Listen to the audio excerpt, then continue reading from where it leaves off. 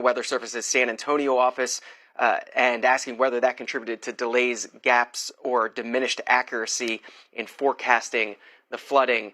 It's the letter that Chuck Schumer sent to the acting inspector general that said, in part, that key forecasting and coordinating positions at the National Weather Service's offices responsible for this region, including San Antonio and San Angelo, were vacant at the time of the storm. The roles left unfilled are not marginal, they are critical.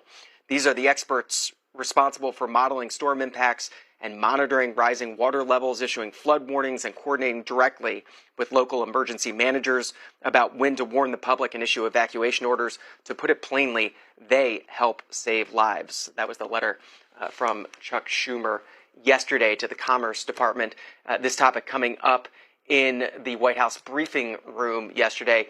Caroline Leavitt, the press secretary, taking questions from reporters. This is what she had to say. Question is President Trump reconsidering his plan to phase out FEMA, given what officials have said is their critical role on the ground now in Texas? Look, the president wants to ensure American citizens always have what they need during times of need. Whether that assistance comes from states or the federal government, that's a policy discussion that will continue. And the president has always said he wants states to do as much as they can, if not more. And in the case of Texas, the state and local officials are doing a tremendous job. And I know the president, Secretary Noem, and the federal government are very proud to be working with them. And the president has promised to give Texas the assistance that they need during this tragic time. Just one follow-up on cuts overall. Over the weekend, President Trump said that Elon Musk was a train wreck. Are there, given this current viewpoint, are there concerns within the White House or from the president himself over the cuts that happened under Musk while he was advising DOGE, including the National Weather Service? I think I've already addressed that, Kristen, and what I can tell you is that these offices were fully staffed. The San Angelo office was fully staffed with 12 forecast meteorologists. There were no vacancies. The San Antonio office was operating with 11 forecasters, and as Brian said, the union themselves said that there was adequate staffing. So I think those words speak for themselves, and the numbers speak for themselves. This was a once-in-a-century flash flood, a tragic natural disaster, and the administration is doing all that we can on the ground to help these families during this time of need. Jack. Caroline Leavitt yesterday from the White House briefing room calling it a tragic national disaster. It's now listed among America's worst floods, a wrap-up of some of the numbers from the Washington Times this morning. This Texas July flood with now over 100 fatalities, and that number expected to rise. Hurricane Helene from 2024, the storm that left so many towns in North Carolina devastated with 108 deaths. Other storms listed as causing major flooding throughout the years. You can go back to Superstorm Sandy that struck in October of 2012, killing 147 people, 72 in several cities around the country, 110 deaths there attributed to drowning. Hurricane Ike back in 2008, causing some $29 billion in damage, responsible for more than 100 deaths, many of them caused by flooding. And then, of course, Hurricane Katrina back in 2005, the costliest storm in U.S. history, caused nearly 1,400 deaths and estimated $200 billion in damages. Some of the numbers from the Washington Times there. We're getting your response, your thoughts on the historic flooding in Texas, and a special line for Texas residents, 202-748-8000, setting that aside for you to call in. Also a line for those who have experience with natural disasters, particularly flash flooding, 202-748-8001 is that number. All others, 202-748-8002. We'll begin in Connecticut. It's Cindy in Norwalk. Good morning. Good morning. First, just a couple things, but I wanted to just offer my condolences to the families who lost children and family. It's really just such a horrible thing, which should have been a happy time. That being said, I know there's been a lot of talk about the cuts. As Caroline Leavitt said there were extra people on duty because of this event, 4th of July weekend, and all the campers. I've heard a lot of horrible things from the left, that these people deserved it because they were Trump voters. I think that this has to stop. Chuck Schumer wants to investigate the Weather Service. I just want to just beseech you people that didn't these things happen under other presidents? Let's take Lahaina. They had the most advanced alarm system in the country, tsunami and wildfires. But what good is an advanced system if the officials don't sound the alarm, which did not happen in Lahaina, I'd like to point out. No one set off the alarms for that fire. So, money doesn't buy competence. The cuts have not gone into effect yet. So this panic, the response in North Carolina, nobody blamed Joe Biden for what happened with Hurricane Helene. But the response is really what matters with regards to the president. It's the response is everything. And I just want to mention one thing. Maybe Chuck Schumer could investigate the cloud seeding companies that cloud seed, namely Rainmaker, who is cloud seeding on July 2nd. Thank you. Have a great day. Cindy in Connecticut. This is Mike in Arlington, Virginia. Good morning. You are next. Good morning. Good morning. Listen, I am so mystified. Everyone is doing finger pointing at whose fault is this, whose fault is that, and not one media outlet is mentioning climate change. The climate change problem is responsible for this tragedy. Warmer air in the clouds holds more moisture. The warmer air comes from fossil fuel industries that are heating up our planet. And each 1 degree temperature rise holds about 13% more water in the clouds. The second point is that the jet streams are slowing down because of climate change, and they don't push along these fronts. They allow them to linger. Recovered. We're thankful that she was with her friends and having the time of her life. Rule, the people mourn. And it seems like every day there's more nasty going on. I just wish people would ask this emergency management director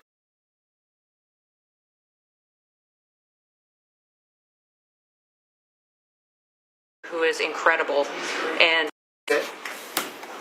we need prayers, and I can tell you we're going to need more help down here on the ground, just like North Carolina did, with the recovery process and rebuilding.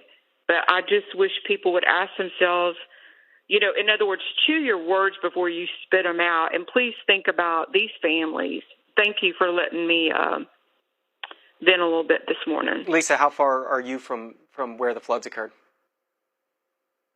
Well, I live on the coast of Texas, so, we've been through hurricanes, but I'm probably about 3 hours from Kerrville. But it's just the fact that I found out that, and even my boss, he's got some friends that are missing, and it's just terrible. Lisa, very sorry for your loss. This is Carl in Washington, Pennsylvania. Good morning. You're next. Good morning, sir. This is Donald Trump's Katrina. People need to remember that while little children were dying and drowning in this flood, the chief executive was playing golf all day. Then he turns around and blames Biden. Biden hasn't been president since January 20th, 2025. Is he not responsible for anything? That's my question. Is he responsible for anything? He takes responsibility for no one and nothing.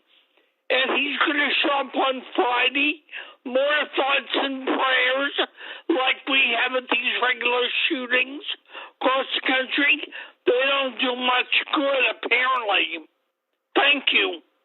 That's Carl in Washington, Pennsylvania. Less than 10 minutes left in this first segment of the Washington Journal this morning.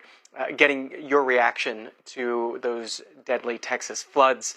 Line for Texas residents, 202-748-8000 if you have experience with natural disasters, especially flash floods, 202-748-8001. All others, 202-748-8002. This is the story from USA Today. Polling in the field from USA Today on extreme weather before the floods took place, this polling from back in mid-June. But they found most Americans fear extreme weather is getting worse. It's a concern underscored by the rising death toll from the flash floods in central Texas as rescue workers today frantically search for survivors in the Texas Hill Country. A third of those who were surveyed in June said that sometimes or often they worry that they themselves will be the victim of a disaster like a hurricane, a tornado, or a flood. A 58% majority predicted that extreme weather events will become more frequent in the near future, though views differed on partisan lines. An overwhelming 84% of Democrats felt that way, compared to just 38% of Republicans. A few more numbers from the poll. Americans said that they felt the dangerous impacts of weather in their own lives. 30% said they personally experienced extreme weather events in the previous. We are going to leave this here now and take you live to President Trump. He's holding a cabinet meeting at the White House this morning. Live coverage on C-SPAN.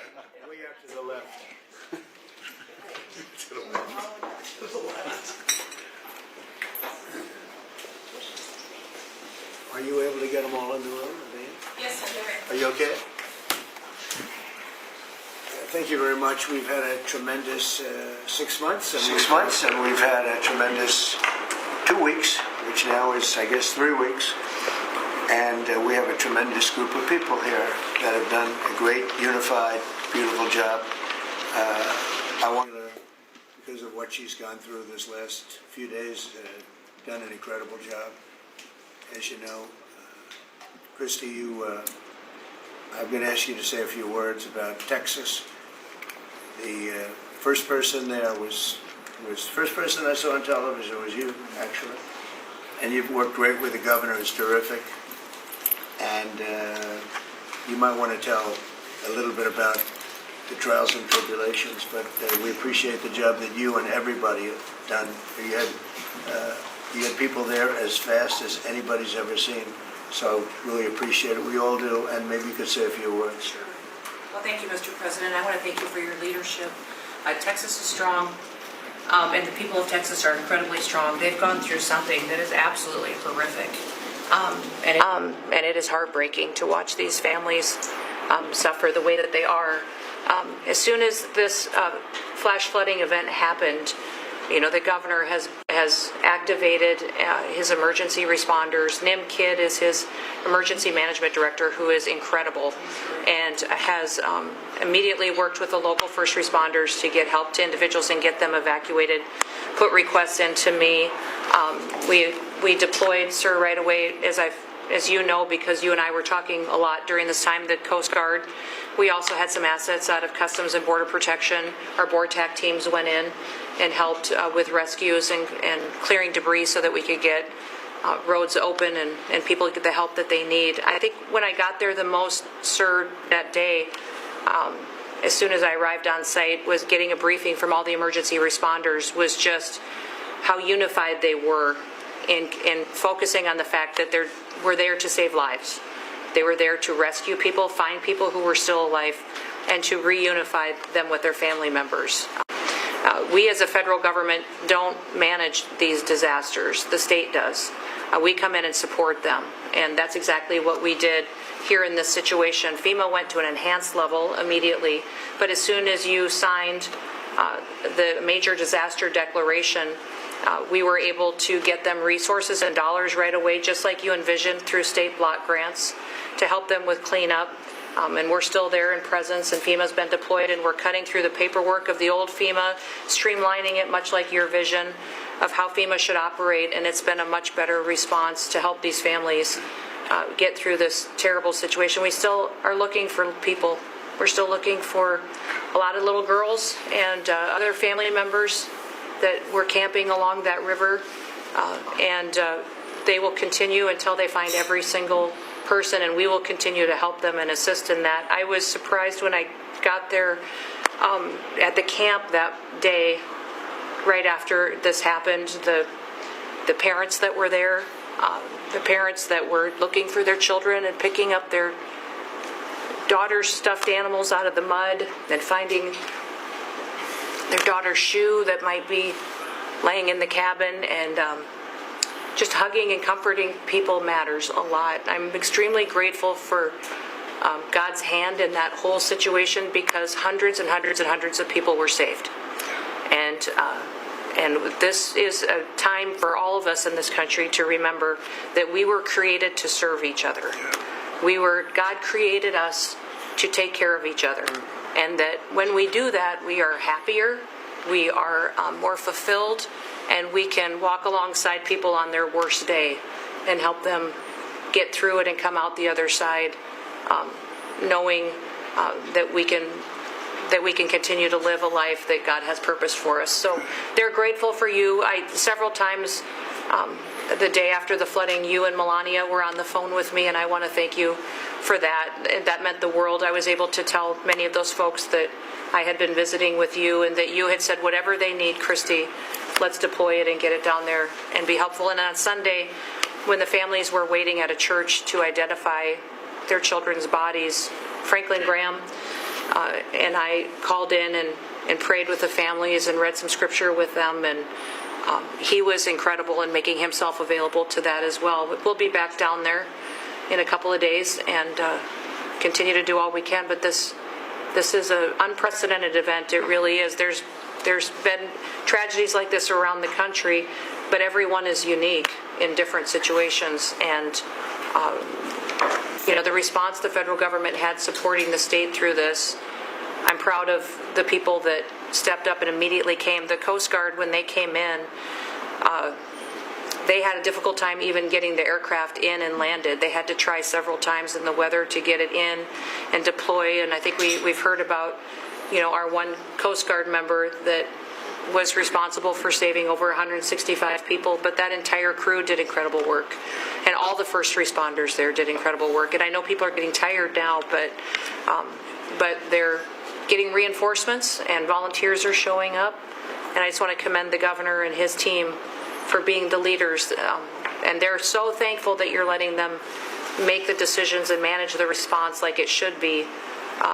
And then us supporting them with the resources of the federal government. We've already deployed dollars to the state, much like the block grants that you've talked about. Right. So they're grateful for that, sir.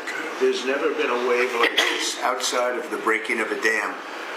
Because this was almost a wave that ended up being 30 feet high, more, actually. Now, with a dam, you can understand it, but this approached almost with that speed. When you see a dam break, it's not a pretty sight. It wipes out everything, and this is the kind of thing that built up so fast. And it's happened 2 or 3 times before over the years, but not to this extent. But tell them when you met the father who was picking up the daughter's clothing. And I had walked through the cabin where all the little girls died, and I had kind of fallen apart in there, but I walked out of the cabin, and a gentleman was standing there, and he said, that man over there needs a hug.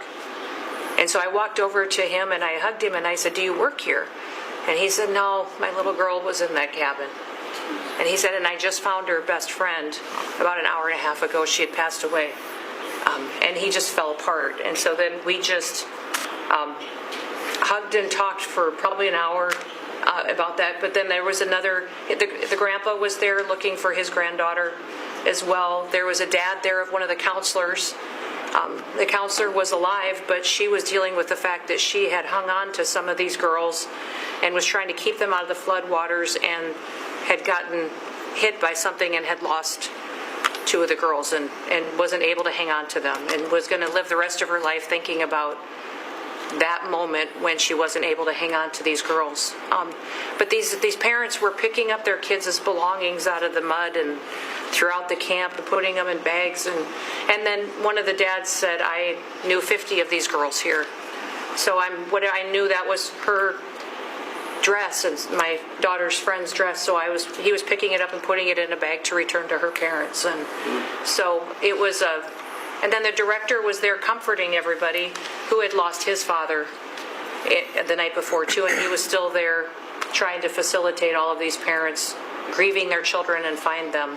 So the strength of people is incredible. One of the things that I asked there today, that day, was that they all have escorts or counselors when parents come in.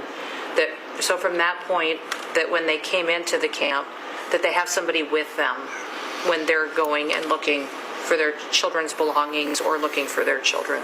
And so, very emotional, but also just so tragic. The relationships, and the governor has been obviously very good for years with me, but the relationship with Texas and their first responders and us, with our first responders and lots of other people, and we brought in a lot of helicopters from all over. And we had a lot of helicopters. It was actually dangerous, a lot of helicopters up there, but they were real pros, and they were responsible for pulling out a lot of people.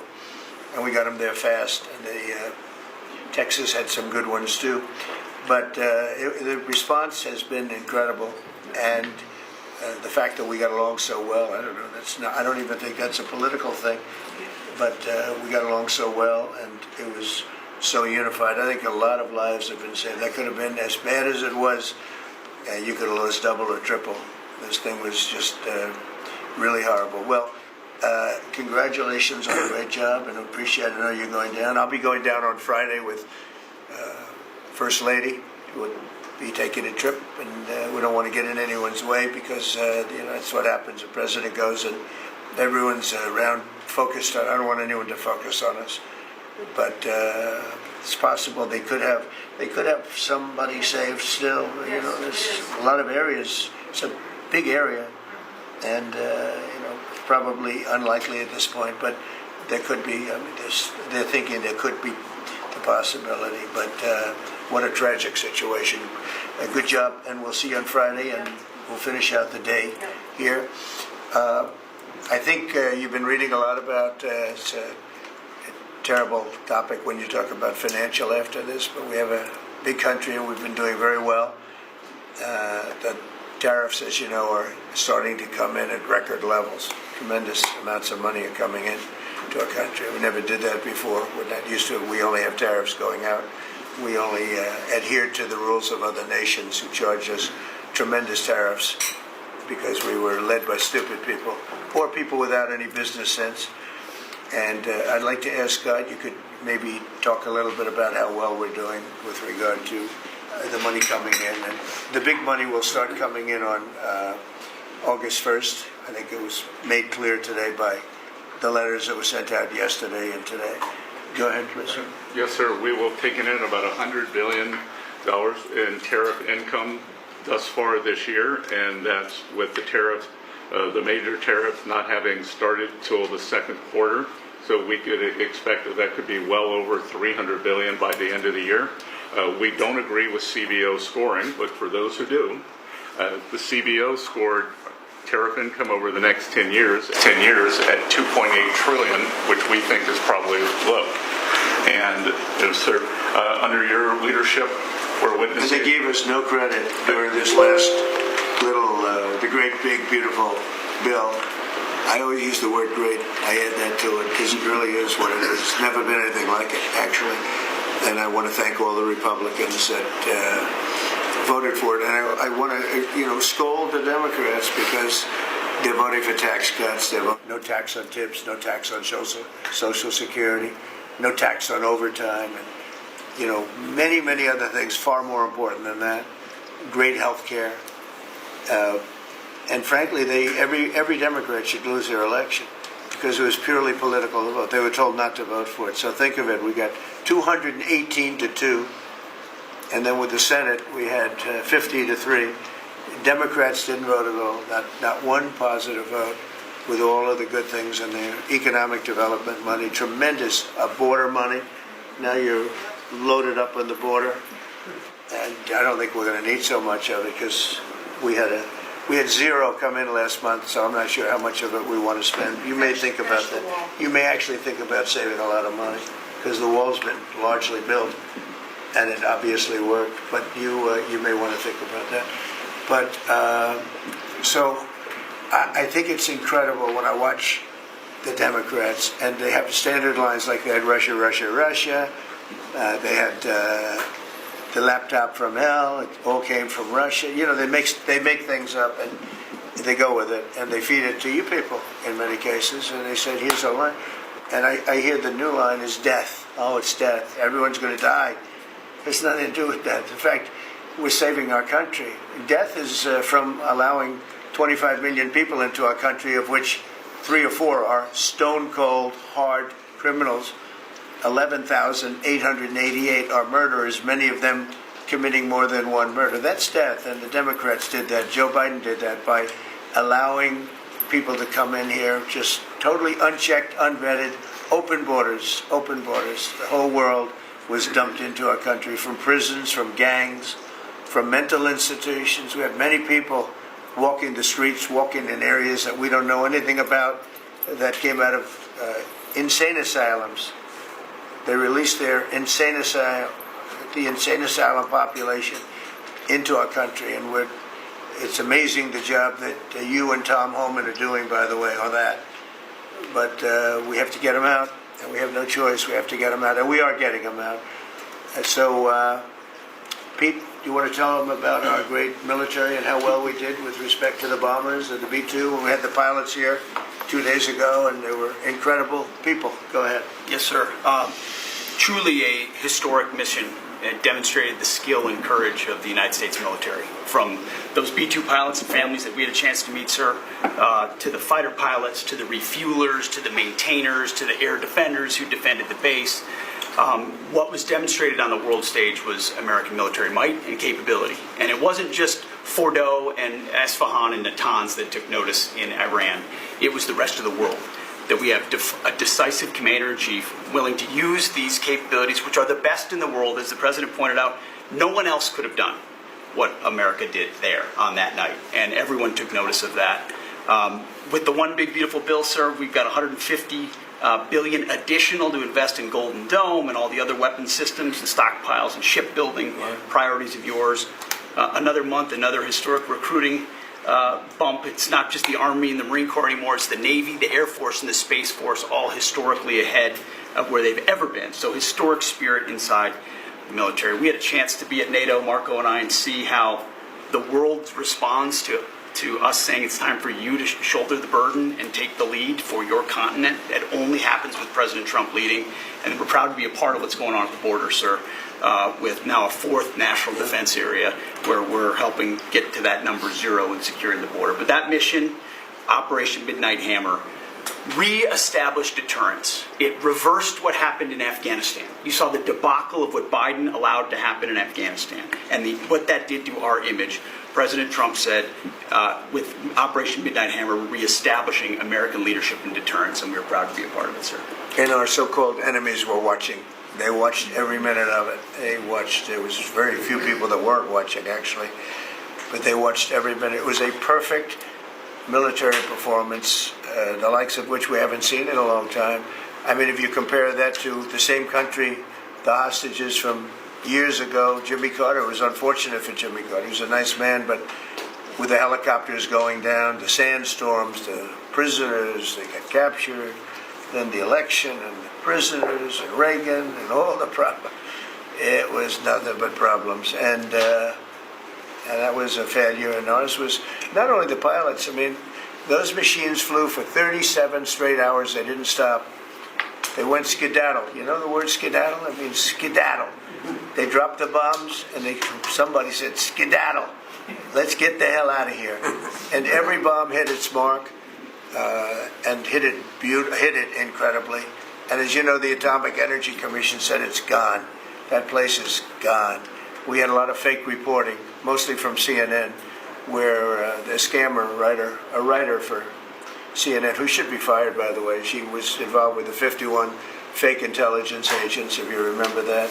She did that story, created a story out of it. She created a story out of the laptop from hell, saying it came from Russia, but it actually came from Hunter Biden's bedroom, or worse. Just a scammer, and she's still at CNN, which is pretty amazing. But we'll ask you a question about her. But they came up with this concept that maybe the attack wasn't that good. Maybe it, and I saw it happen right after the attack. I saw this person on CNN. I actually watch. I like to watch the enemy. You learn from the enemy. And I watch because you have to know where they're coming from. And I watched her say, Anderson, you know, I'm hearing stories that maybe they didn't hit their target. Maybe it wasn't that good a hit. And hearing stories. The next day it was a little more, and the next day a little more. After 3-4 days, she was saying, I don't know. I don't think it was that. Except by that time everybody knew it was hit perfectly. The evidence is in the planes. The pilots are their best evidence. But they actually came out of their plane because they were here the other day, and they said, it was so sad. We did such a good job. We flew into very dangerous airspace. I'll never forget, we were in the Situation Room, and they said they have entered Iranian airspace, and everyone took a deep breath because they had more missiles pointed at them, but the equipment is so good, it's stealth, way up in the air, and it was stealth, and they went right through that, and they sort of, by the time they found out they were there, they were already gone. That was the word skedaddle, get the hell out of here. But they were right in the most dangerous airspace in the world, and they took those big, beautiful, very fast. They're unbelievable planes. I mean, they become really beautiful works of art. I always thought they sort of were cool, but now they look better than just cool, don't they, huh? But they dropped the loads, and literally they would hit, if you look at this table, from here to there, they had a half a refrigerator door is the way to best explain it. Take a refrigerator door, average size, cut it in half. That was their target. They hit every single one. Then we had 30 missiles, Tomahawk, shot from submarines 300 miles away. Every one of them hit their target. It was a perfect mission. Then they came back, almost 37 hours. Every plane worked perfectly. The mechanics were here too. I said, you got to get the mechanics here. We didn't have any problems. If you remember, they had a lot of problems with the helicopters, but they did fly through a dust storm, which they shouldn't have done. Sometimes you say, let's go back and try it on a nicer day. Dust and sand don't work well with helicopters if you know much about helicopters, but that was a horrible embarrassment to us. Then we had Afghanistan, which I think was the most embarrassing moment in the history of our country, and we would have gotten out. I was the one that got them down. I would have kept Bagram, the big air base, which right now is controlled by China, one among the most powerful runways in the world, thick with concrete and steel. Anything could land, and right now they were 1 hour away from where China makes its nuclear weapons. I was keeping it. Outside of that, we were leaving, and I would have been out faster than them, but we would have gotten out with strength and dignity. Instead, that was the most botched up mess I've ever seen. They left all that equipment behind, and every year they have a parade running down some third-rate street with the equipment. It's supposed to be Fifth Avenue. It doesn't work. But with all that equipment that they left, they should have taken every ounce of it. I was taking every ounce. I said every screw, every bolt, every nail you take out of there. And Millie said, I remember one time, sir, we're better off leaving the equipment. Why? Well, it's cheaper. I said, cheaper? You mean it's cheaper to leave a $150 million airplane rather than flying it into Pakistan or India or someplace, or just flying it straight home? It's cheap.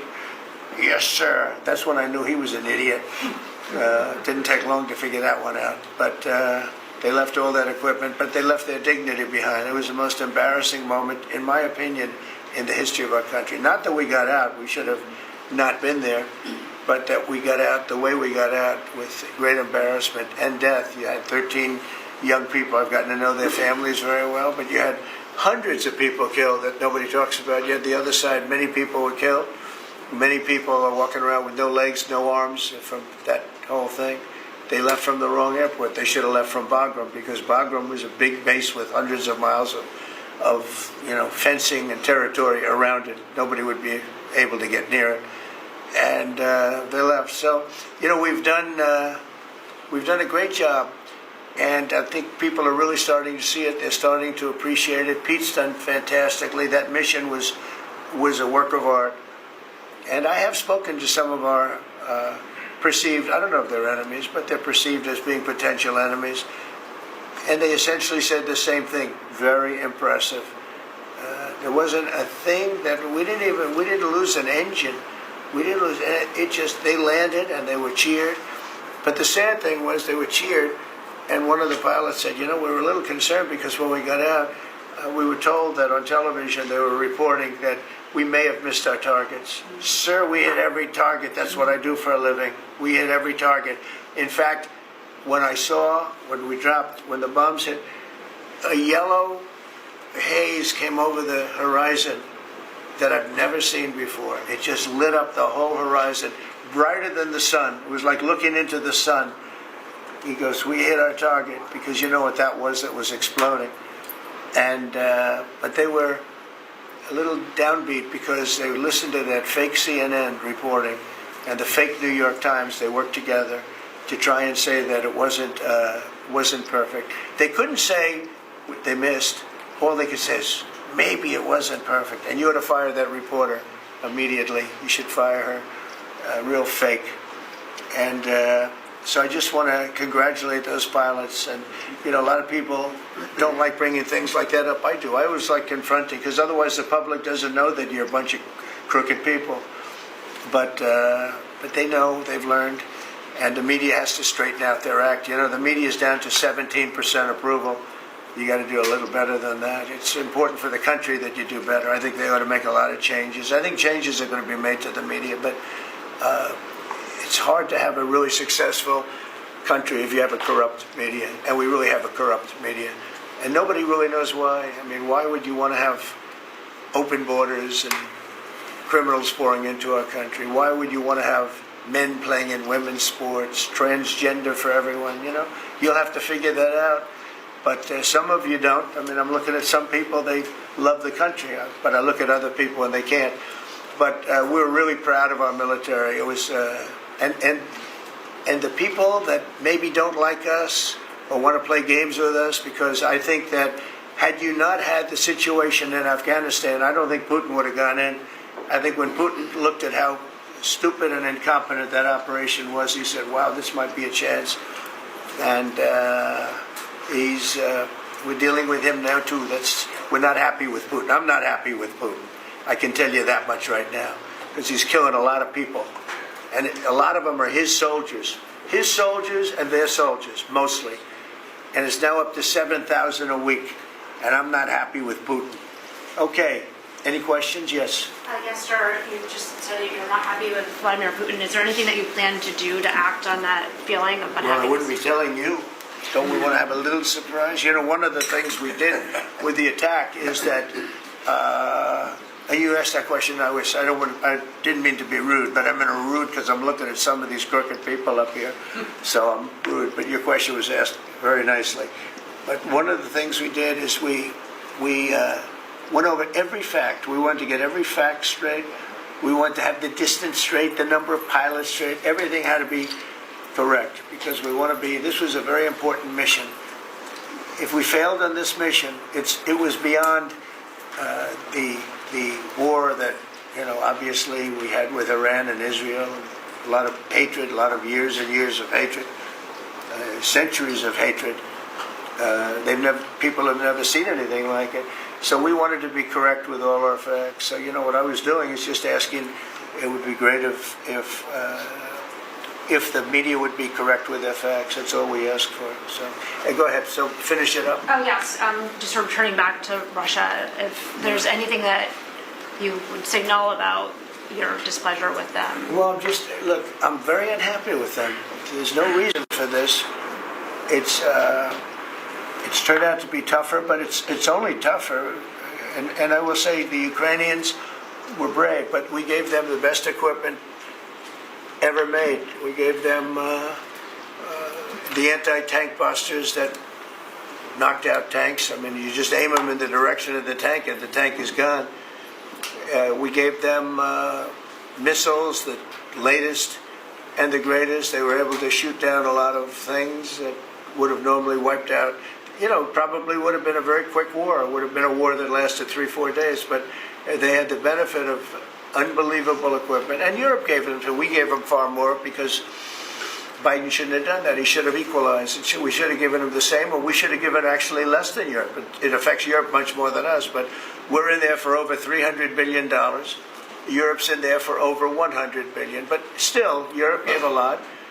And I will say this, the Ukrainians, whether you think it's unfair that we gave all that money or not, they were very brave, because somebody had to operate that stuff. And a lot of people I know wouldn't be operating it. They wouldn't have the courage to do it. So they fought very bravely. But we gave them the best equipment in the world. We make the best military equipment by far. There's nobody close. You look at other equipment from other countries, it's not even close. That's why everybody wants to buy our equipment. And that's why we're going to step up these contractors now that make it, and they're brilliant, but they make it too slowly.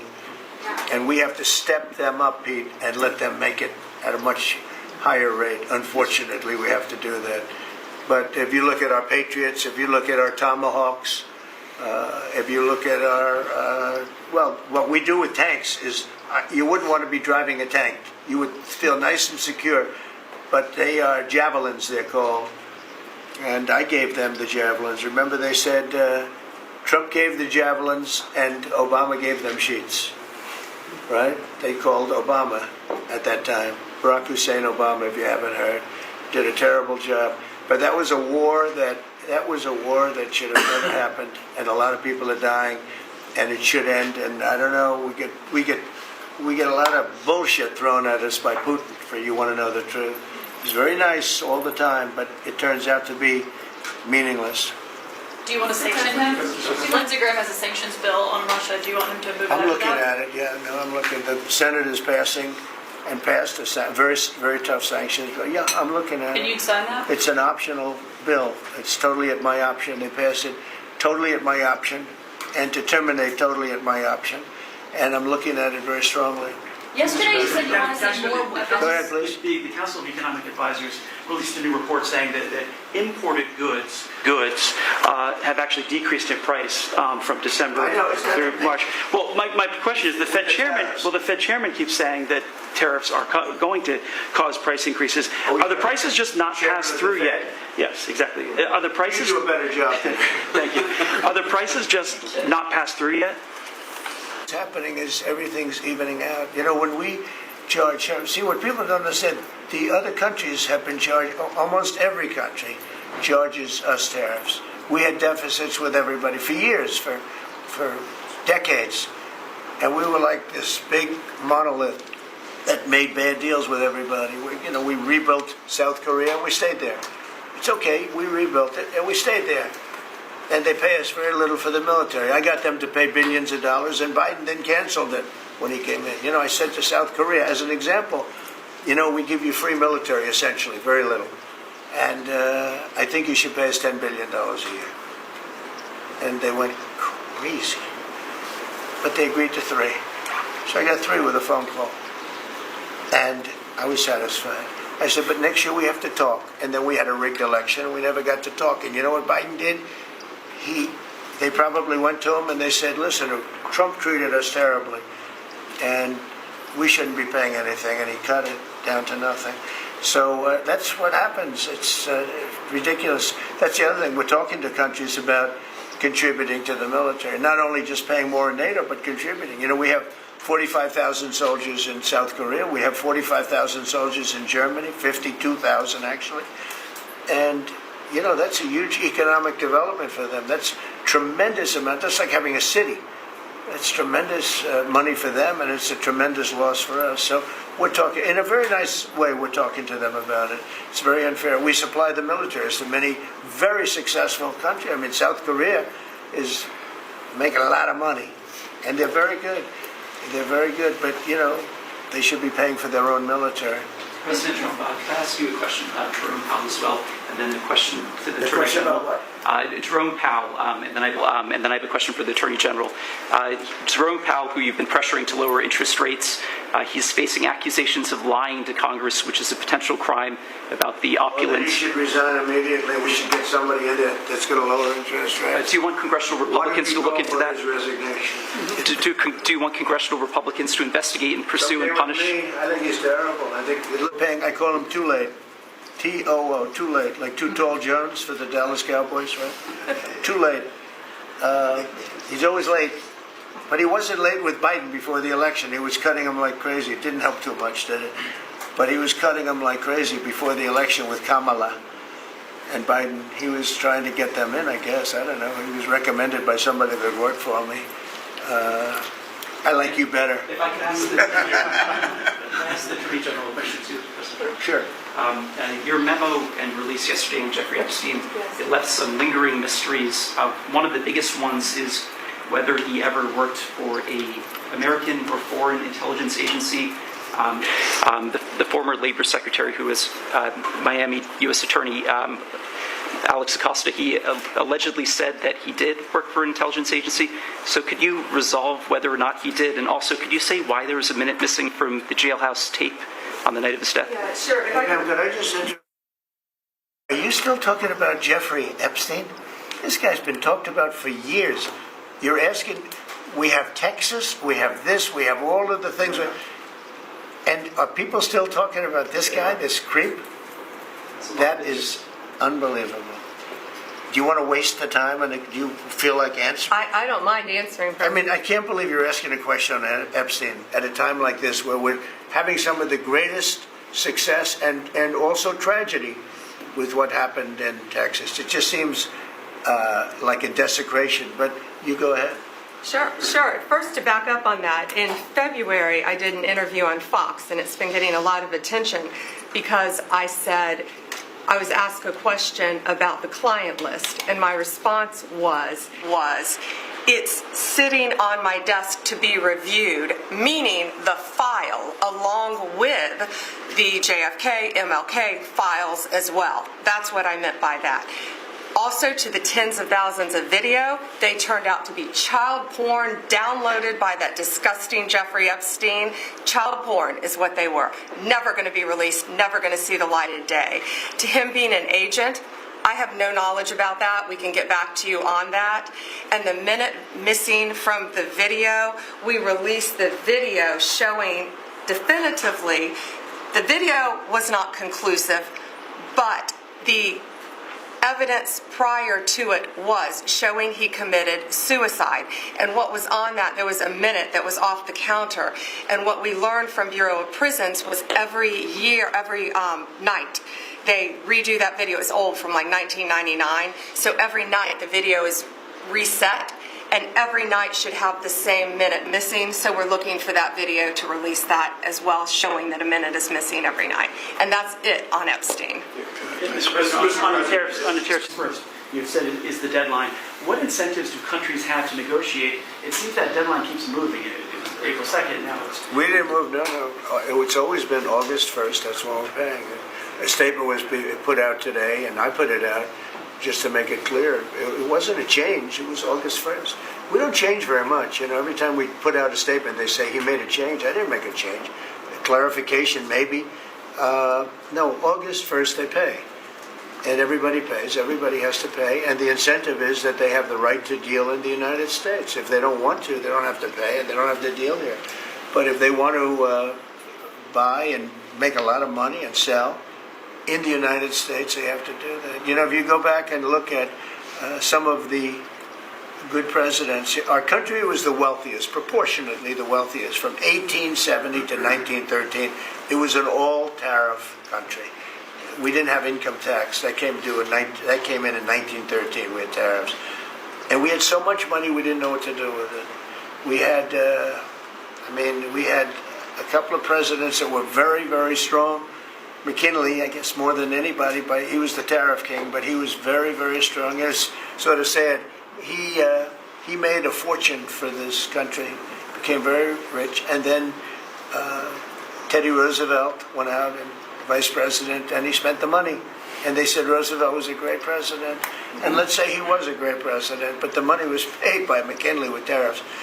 Tariffs are charged by other countries at levels that are ridiculous. And I call those other countries, and every one of them is willing to give us everything now, by the way, just so you know. Sir, we'll charge you no tariffs, nothing. We'll give you everything. We'll give you access to our markets. We'll give you everything. Is that a correct statement, Scott? Yes, sir. Howard, would you say that's a correct statement? Exactly correct. It's like they just don't, because they're very spoiled, because for years they ripped us off and we didn't have a president that understood it, or Secretary of Treasury or Secretary of a lot of different secretaries are involved, but certainly Commerce Secretary was, not doing their job. I don't know about Kelly. She's small business. We'll keep it that way, okay? Her small business is bigger than almost all big businesses when you add it all up. But very respectful of our country. But the incentive is that they have the right to do business with us. Without that, they don't have the right to do business. And that would be okay, too. And with the flurry of deals, will we hear in the next 24 hours, will we hear a flurry of deals? Yeah, we have a lot of them going out. But the deals are mostly my deal to them. we're picking a number that's low. We don't want to hurt them.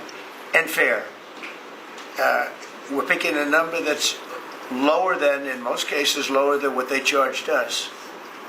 But it's amazing when you've paid all this money for years and they get one president that's a little bit different and a little tougher on this subject, and they're willing to drop everything they've been charging us for years and years. I mean, we have countries going, we will have you don't have to pay any tariff to come in and do business.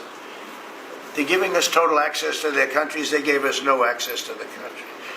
They say, well, you cannot go into our country. Okay, good. Now we will give you total access and you don't have to pay any tariffs. But please don't charge us tariffs. And we don't like that deal.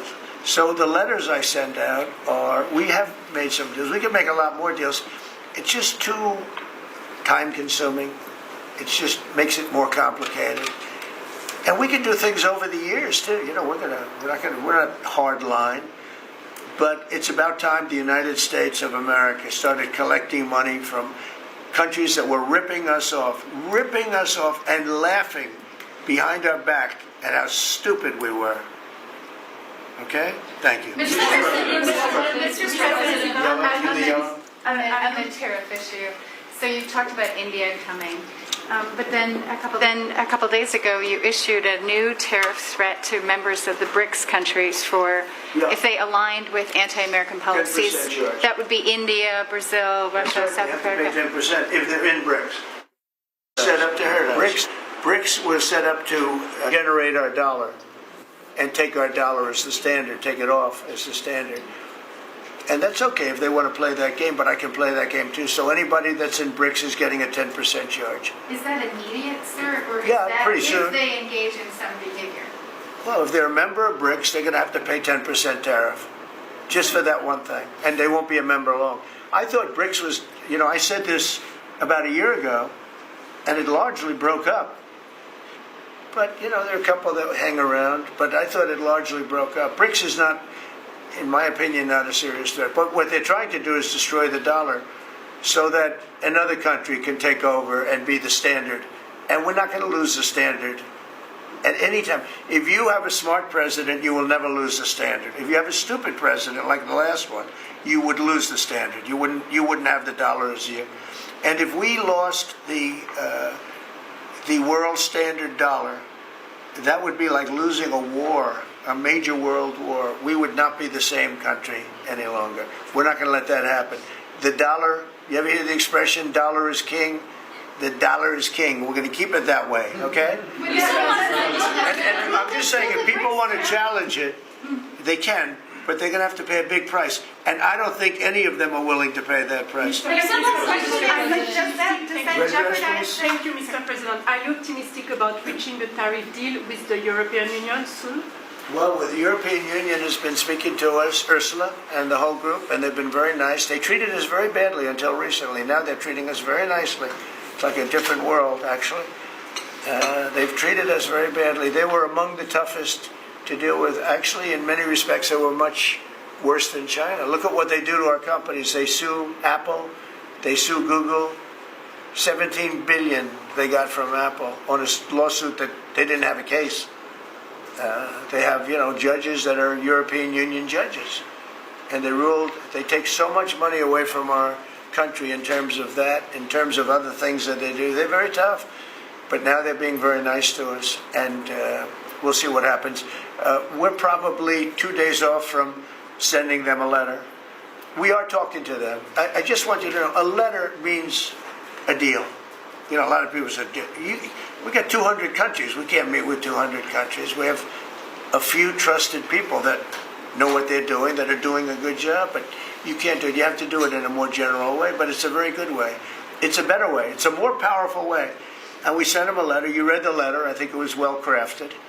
And mostly it's just a little number in there. You'll pay 25%, 35%. We have some at 60, 70. Those are ones with massive, where we have massive trade deficits because they've treated us very badly.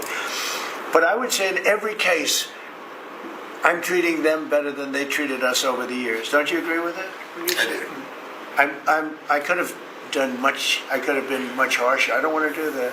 We want to have relationships. But in every case, they treated us far worse than I'm treating them. I'm treating them very good. I could go higher with the tariffs, but I don't want to hurt them. That's why when you just read it, you come up with the number. It's so incredible that prices are actually going down. Just so you know, when I got in, everyone said, oh, eggs are going through the roof. I was in for about 4 days, and they started screaming at me about eggs. I said, that's Biden's problem. I didn't know about eggs. But eggs went up about 5 times. You did a fantastic job. And we ended up shortly getting, in fact, for Easter, they said, go out and buy plastic eggs. You can't use real eggs. Well, we bought 200,000 eggs for the White House for the Easter egg hunt that we have at the White House, and there were eggs. We had the price down, and now the price is lower than it was before. We did a good job with eggs, but we did a good job with groceries. Our prices are down in this country. A big part of it's oil. The oil, you had a couple of places last week. You had $1.99 for oil, for gasoline. Nobody thought they'd see that. I want to get it lower if I can. But we've done a good job. You've done a very good job. Do you want to say a couple of words about that, you and Chris, about what's happening with energy? Well, absolutely. But I would say on the pricing side, President Trump, the fact that you've endorsed and supported a policy of energy dominance, that sends a signal to the market that we're going to have more supply. You talked during the campaign about inflation being a country buster. You've broken the back of inflation in 6 months, among all the other things you've accomplished. We have no inflation.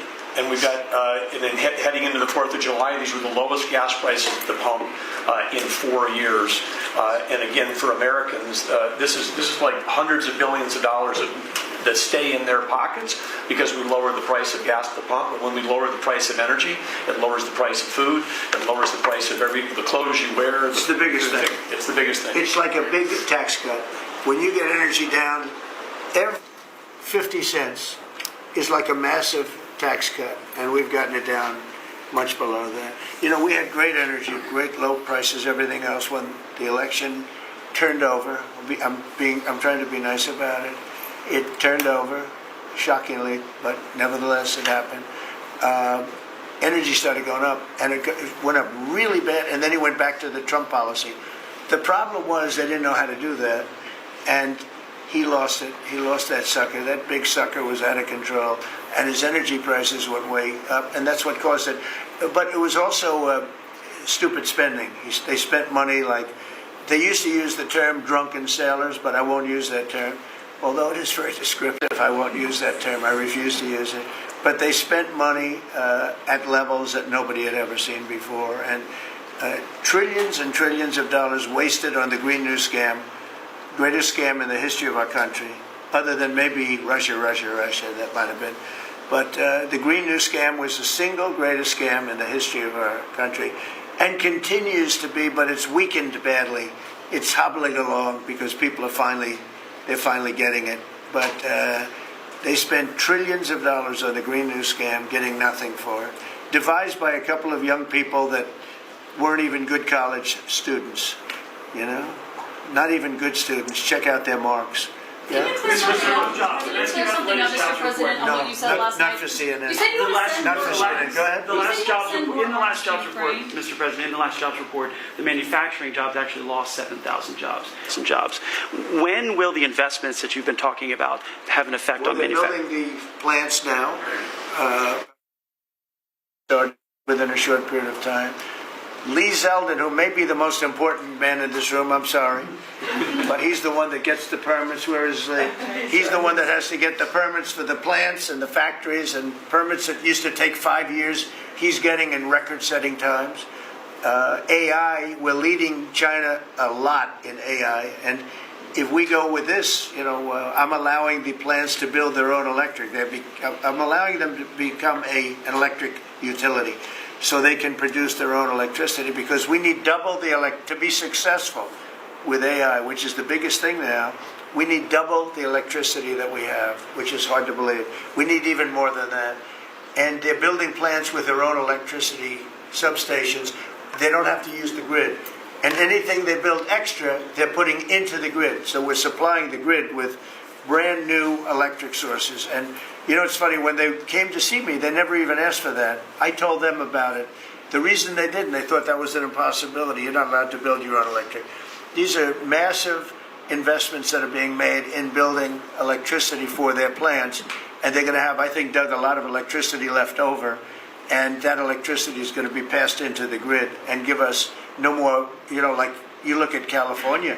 They have blackouts and brownouts every week. They're totally out of control. They have a really incompetent governor. Where's Chris? Is he here? You want to speak to the subject? Yeah, I think a huge thing in the One Big Beautiful Bill, Mr. President, because of your leadership, is the ending of these subsidies, as you call them, the Green New Scam. That saves our country $500 billion over the next 10 years. But American taxpayers were paying twice. They were paying that money, $500 billion in the subsidies, and they were paying more expensive electricity price. If you subsidize something, you should at least lower the cost of it. But in this case, we were subsidizing something and paying more for it. So the One Big Beautiful Bill had two huge things: ending wasteful spending.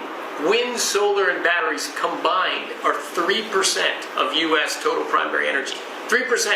For $1 trillion, another $500 billion coming. It's just not a good investment, hurting our businesses, hurting our consumers.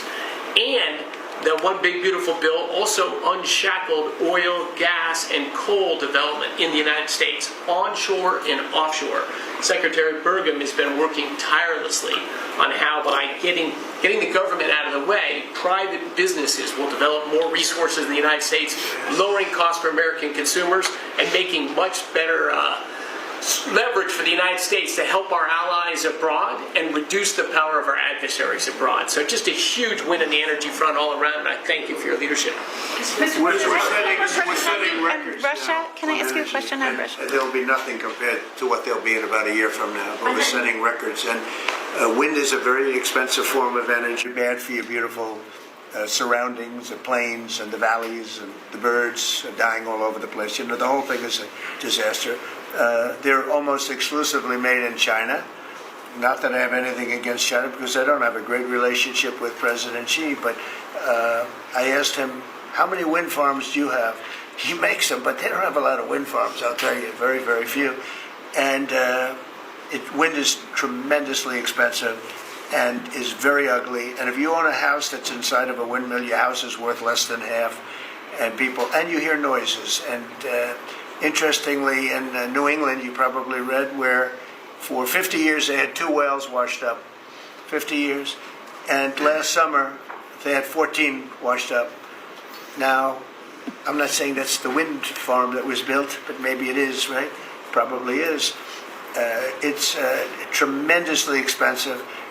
And it can only be done with subsidy. I know a man that's in that business, and one of the biggest in the world actually runs a company that builds these stupid windmills. And he said, I hate the business because it's the only energy where you need subsidy. He said, energy shouldn't need subsidy. You should make money with energy. So wind solar fields, they're taking our farmland, and very ugly too. Probably better than a windmill, but you go around and you see all these things that are 3 miles long by 3 miles wide, and you say, what the hell is that? And it's a lot of plastic from China. It's plastic, black plastic from China. Now, we want to be smart. We're going with, look, China right now is building 58 coal-fired plants, 58 big ones. They have 62 on the books to build. We've reintroduced clean, beautiful coal, because you can do a lot with coal now. Clean, beautiful coal, and natural gas, and all of the other things that we have. But we don't want wind, and we don't want solar, because they're a blight on our country. They hurt our country very badly, and smart countries don't use it. Solar sounds good, I will say, and I like, on occasion, you'll see a roof which is made of solar brick, but it's a smaller use. We need the kind of thing that's going to fire up our plants, and it's not going to be wind, that is very intermittent, as you probably know. But they've spent a fortune. They've spent trillions of dollars on this stuff. And I'll just give you one other story. A friend of mine is a very successful guy. He went back to see his mother in Minnesota. Hadn't seen her in a long time. And he wasn't back for 10 years, which isn't a nice story. I mean, you don't see your mother for 10 years. She's got some difficulties, which I know the guy, he does have some difficulties. He's very successful, but probably not the nicest person. It was actually longer than 10 years, but he went back and he told me he wanted to go and look at the valley. There's a valley in Minnesota that he thought was so beautiful. And I hadn't seen it in a long time. He's driving along the road. He said, oh my, I'll use the word gosh, oh my gosh. He said, oh. He said, it looked like a junkyard. You had 159 windmills. They were all over the place. Some were old, some were newer, different companies, different shapes, different sizes, different colors. Many of them were terminated. Terminated meaning closed. You can't take them down because the environmentalists don't let you bury the blades because they're made out of a fiber they say is bad for the earth. So they want you to put them up, but they don't let you take them down. But many of them were turned off. He said it looked like a junkyard. Go to Palm Springs, California, and take a look at that pile of junk. And you go into a wealthy neighborhood. Before you get there, you have to ride through hundreds of windmills that are, most of them are turned off. They're rotting, they're rusting, they're 30 years old, 20 years old. And they have a very short life. You know, those windmills have a very short life, especially the ones that are in the nice salty Atlantic Ocean and Pacific Ocean where the salt just gets under that steel and decimates it. Now, it's a horrible, horrible thing for our country. And I speak out. It would be nice to say wind, because it sounds so good, doesn't it, Doug?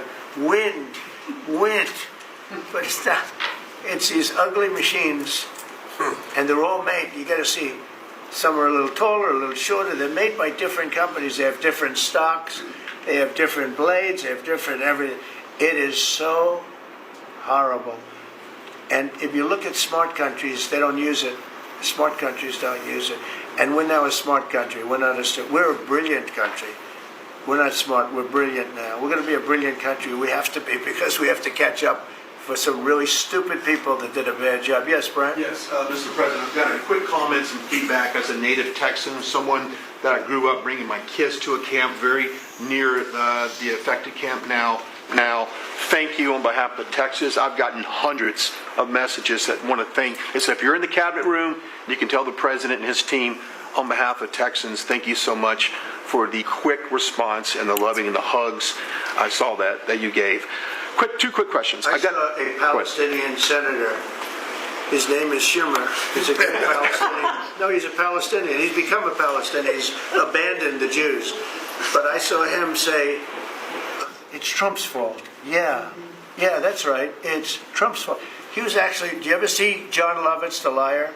Where he goes, yeah, I went to Harvard. That's right. This was Schumer. He goes, yeah, it's Trump's fault. That's right, it's Trump. I actually saw that stupid guy try and blame it on me. And I said, man, that's a tough one to take. But his career is limited because I hear AOC is going to beat him. And she's no bargain either, by the way. Go ahead. Well, I would just say that's an example of America First team effort to get this country back. So that's what America First looks like for the viewers watching us at home. Two questions. Looks like we have a rogue judge, an Obama-backed rogue judge that is attempting to block the funding to Planned Parenthood, which the big, beautiful bill cuts off the funding to Planned Parenthood. Any plans to challenge that? Absolutely. Yes. I figured you'd say that. We're on it. And I texted, I believe, I talked to yesterday, Lutnick and Secretary Besson. I reached out to you to let you know that we were on it in the big, beautiful bill. Wonderful. And then I let her handle that question. You notice? I said, go ahead, handle that question. Toss it to her. Then my second question was Secretary Rollins. You did an amazing press conference today in front of the Department of Agriculture. You talked about the Farm Act and the need to get China out of our country, owning farmland. For the viewers at home that might have missed that, can you recap what that means to national security to make sure we can grow our own food? Well, thank you, Brian. Sir, if you don't mind. Yes, this morning Secretary Hegseth, Secretary Noem, and Attorney General Bondi and I had a press conference at the USDA. I just happened to have a chart in case it came up, but obviously the Chinese owning of farmland in our country is a massive national security issue. And for the media, you can see the yellow is where all of the farms have been purchased over the last number of years, and the red is around all of the military bases where that farmland has been purchased. So this is a massive national security issue. The press conference this morning included 3 of our greatest governors as well, Sarah Sanders from Arkansas, Jim Pillen from Nebraska, and Bill Lee from Tennessee. The states have begun taking a leadership role to ban the purchasing of China farmland. Obviously, Congress needs to step up and catch up, and we're going to be working alongside of them as well. We have some of our members, great members of Congress there, but it is time, and I think that this morning was symbolic of many things. The first of this administration working every day to effectuate President Trump's leadership and unequivocal support of America first. But second, just how close we are as a cabinet. I don't know in any other administration that you'd have 4 cabinet members at the USDA on a Tuesday morning when it's about 110 degrees outside with the sun beating down on us talking about, sir, your vision. So I think it was a great day. It was just the start. There's an executive order coming and some other things coming behind that. But protecting America's farms isn't just about protecting our farmers. It's also about national security. So that's what we discussed this morning. I do want to say that I think I've had a really good relationship with China lately, and we're getting along with them very well. They've been very fair on our trade deal, honestly, and I hope we're going to have a great relationship. It's a big, strong, powerful country. We're more powerful than they are. We have much better military equipment than they do, but we are getting along with them very well. I'm getting along with President Xi very well. We speak often, and with all of that being said, and I understand what you're saying, but I think we're getting along with China very well. Mr. President, you have more weapons to Ukraine, as you said last night. Last week, the Pentagon paused some shipments of weapons to Ukraine. Did you approve of that pause? We wanted to put defensive weapons because Putin is not treating human beings right. He's killing too many people. So we're sending some defensive weapons to Ukraine, and I've approved that. So who ordered the pause last week? I don't know. Why don't you tell me? I think that's a question for the panel. Go ahead. Mr. President, on immigration, the Secretary, the Agriculture Secretary, did say this morning that undocumented workers would not be covered by any amnesty of who are working on farms. You had said maybe that the ISA folks won't go after those folks on farms.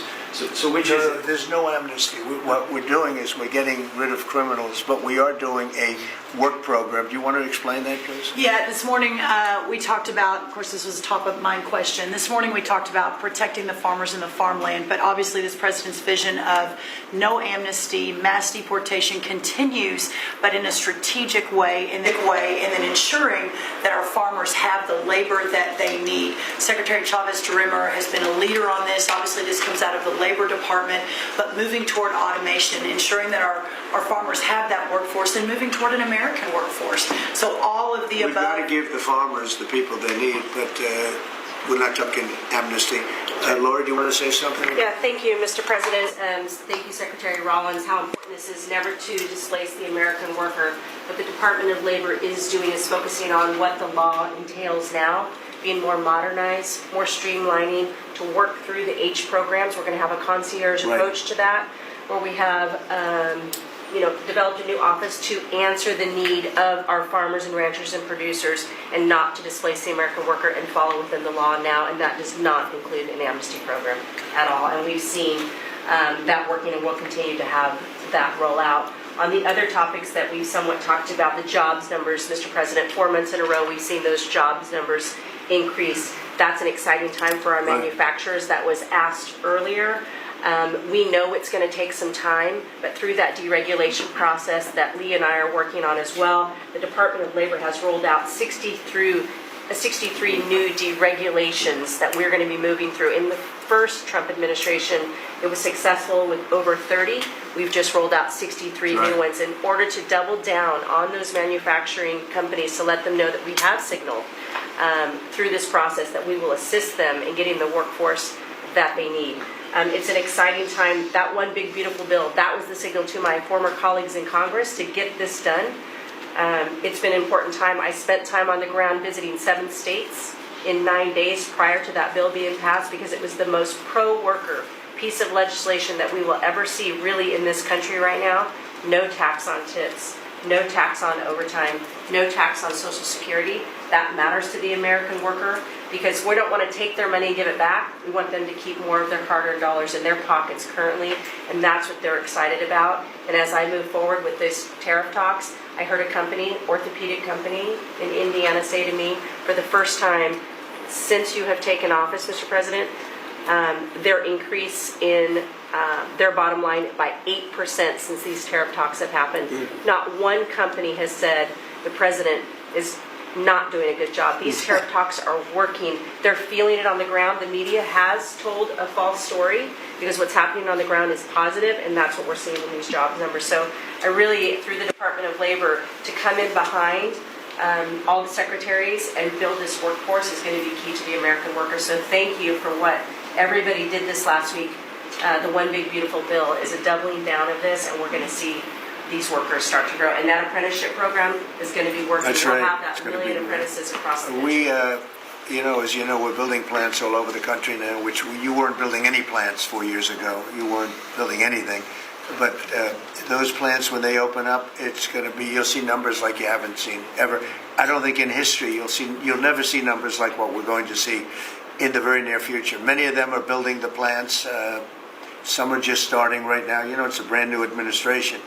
But and they wouldn't be here except for two things: November 5th, the election, and the tariffs.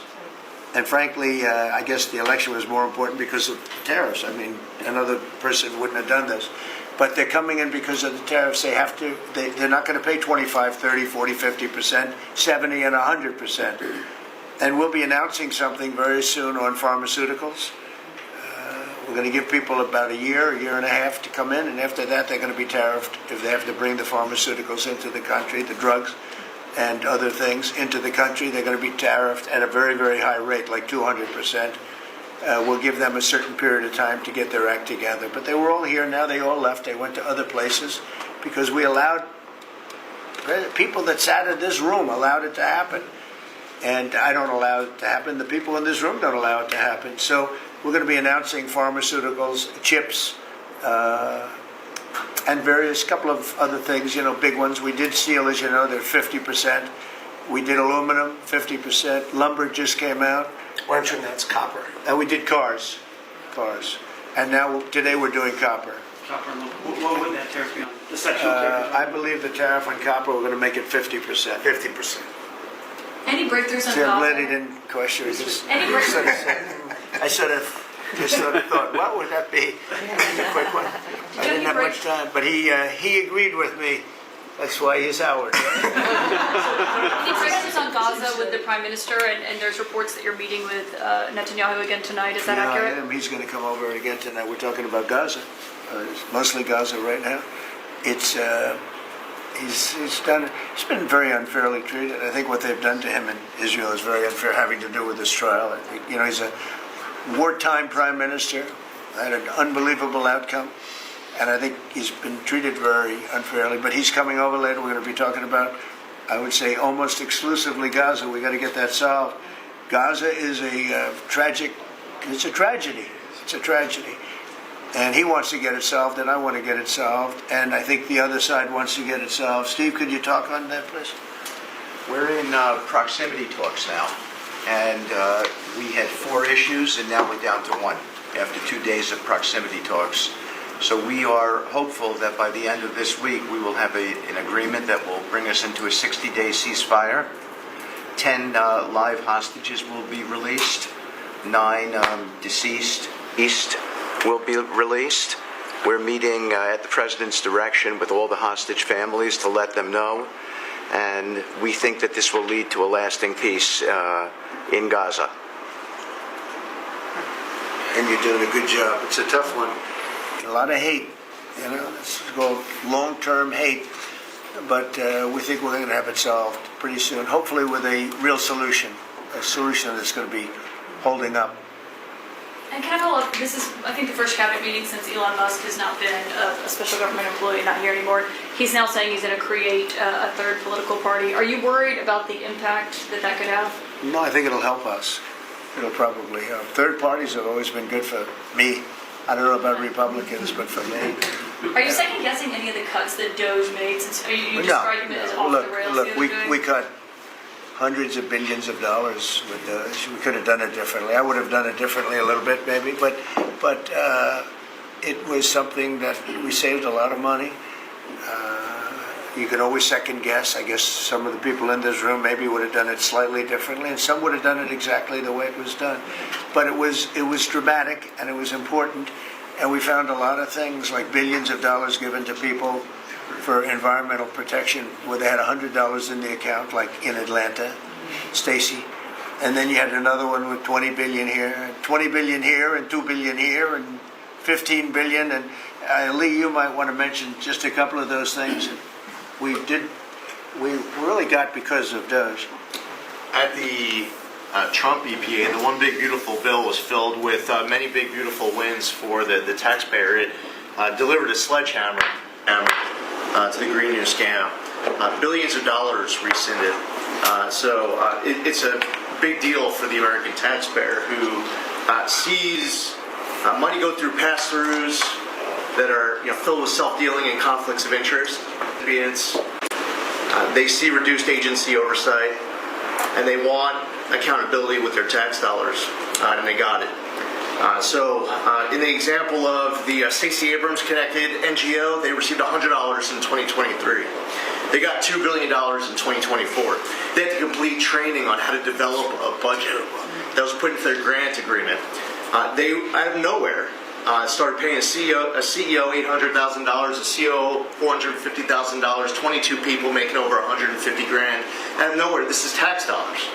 So money go through pass-throughs, through other pass-throughs, through other pass-throughs, and we lose oversight over it. And you see that it's going to former Biden officials, it's going to former Obama officials, it's going to Democratic donors. And we're not here saying we want to take money from a left-wing NGO and give it to a right-wing NGO. We want to give it back to the taxpayer. This is about us being good stewards of American tax dollars without any apology or regret. That's why President Trump was elected last November. Because there are a whole lot of people who maybe they hadn't voted Republican in a long time. Maybe they didn't even vote for President Trump the first time around in 2016, but they're regretting that vote from 2016 and they were making it right in 2024. So the One Big Beautiful Bill gave us the tools to rescind billions of dollars more. We're seeing hundreds of thousands of dollars that'll get wasted per electric vehicle as an example of this money that was going through it.